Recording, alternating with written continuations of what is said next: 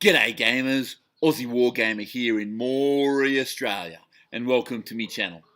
On this episode, I continue on me road to CanCon as I share me first mini, a test of me unit of knights. So let's get to it, eh?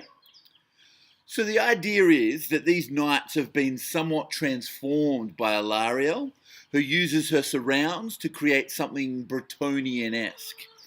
So I added some branches and leaves on the lance, blending a wood colour and texture up into a more traditional lance. I also weathered the banner to follow that transition. I added a little leaf onto that helmet rope to make it look like a twisted vine, and then made the shields by sculpting a bark texture over a normal knight shield and adding some flocking, hopefully making it look like it's been magically transformed.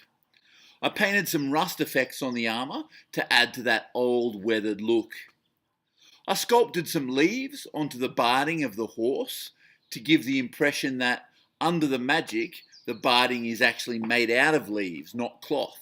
You know, Lariel's got her surroundings, her leaves, her swampiness, and put it together to transform these free guild into Bretonians as she's playing with them.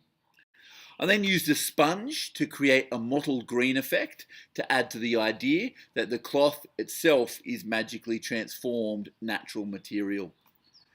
The base started with a mud mixture made from mixed herbs, sand, modelling paste, PVA glue and black primer. I kept it fairly dark, adding some black and umber washes to give some colour variation. I think for the rest of them I'll add another stump or two to fill the base a little bit more. I learned a bunch painting this guy. I think I'm getting the hang of blending and my hand is becoming more steady with highlights, which is great. The mottle was a complete experiment. I've never done it before, but I think it came out pretty bonza. I'm just about done converting the rest of the unit and should be able to smash them out in a week or so. I reckon I'm going to be hard pressed to get everything done in time for CanCon, but I fortunately have a month of school holidays over Christmas that I can use to get some good work in. I'm banking on Dryads being pretty quick to paint and still looking good considering the 30 models are just a little under half my army, the 30 Dryads I'm going to run. I also have to get a display board built and clean up some terrain in that time as well. So it'll be a very busy next 3 months, but I'm really enjoying putting this army together, so it's been an absolute joy. Looking forward to everything coming on. My next project, I'm currently working on the archers. They're all built. Going to put some basing material on them tonight, and then I'll prime them and they'll be good to go, and I should be able to get through those pretty quickly. And I started sculpting the water beast that Alariel is going to stand on. So I'm going to sculpt sort of a watery Wardroth beetle.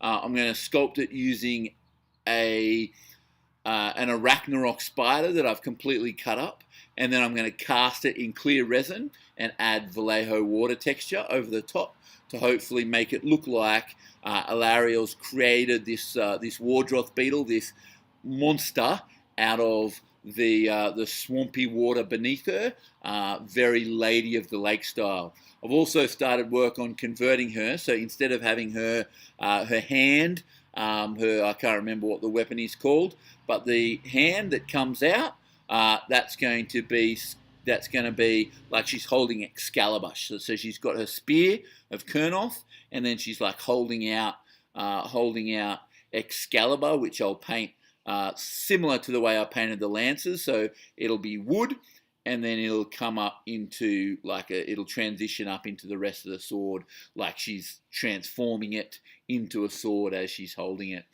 So I reckon that'll be bonza. So I started work on that as well. I also started work on my Bretonian noble, Bretonian champion on Pegasus, and started work on the Pegasus for that.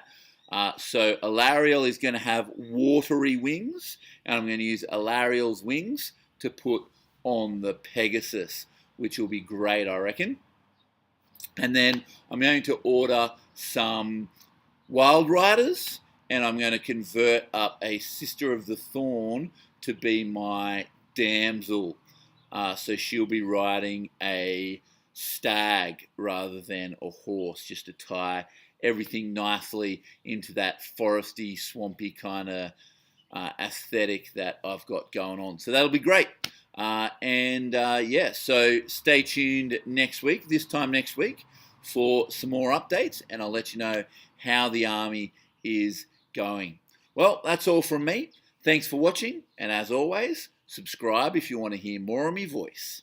Catch yous later.